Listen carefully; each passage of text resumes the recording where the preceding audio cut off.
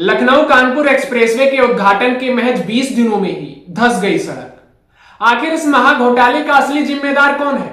ठेकेदार या सिस्टम? 4200 करोड़ से अधिक की लागत से बना लखनऊ कानपुर एक्सप्रेसवे उद्घाटन के महज 20 दिनों के अंदर ही सड़क धंसने की शिकायत मिली। इसके तुरंत बाद सड़क की मरम्मत का काम शुरू किया गया और काम को सुखाने के लिए कतार से स्टैंड फैन लगाए गए थे, क्योंकि बारिश के कारण रिपेयरिंग का काम बार बार गीला हो रहा था और निर्माण सामग्री सूख नहीं पा रही थी।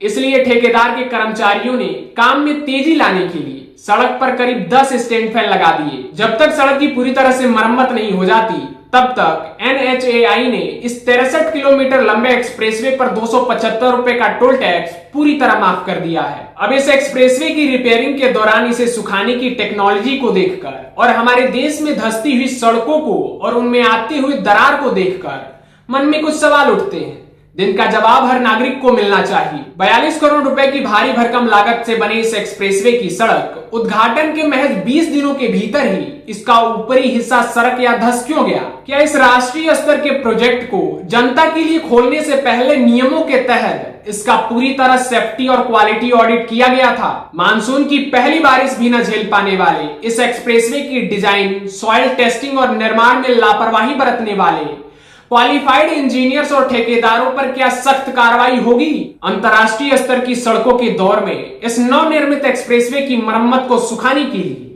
घरेलू स्टैंड फैन का इस्तेमाल करने की नौबत क्यों आई? क्या हमारे देश में सड़कों की मरम्मत के दौरान सड़कों में जो नमी होती है उसे सुखाने के लिए हमारे पास हाईटेक मशीनें नहीं हैं? सड़क की दोबारा मरम्मत करने और टोल टैक्स फ्री होने के कारण हो रहे करोड़ों रुपए के नुकसान की भरपाई दोषी निर्माण कंपनी की बैंक गारंटी से की जाएगी या इसमें फिर से जनता के टैक्स का पैसा लगेगा? इस पूरे मामले की निष्पक्ष और पारदर्शिता के लिए IIT खड़गपुर द्वारा की जा रही उच्च स्तरीय जांच की रिपोर्ट कब तक सार्वजनिक की जाएगी? एक सवाल हमारे देश के उन जिम्मेदार लोगों से भी है कि आप इतनी अच्छी सड़कें बनाते हैं कि आपको दुबई से न्योता आता है और हमारे यहाँ सड़कों की मॉनिटरिंग स्पेस टेक्नोलॉजी से होती है।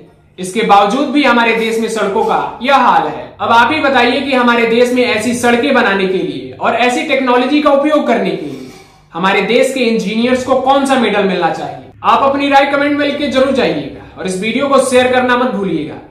जय हिंद।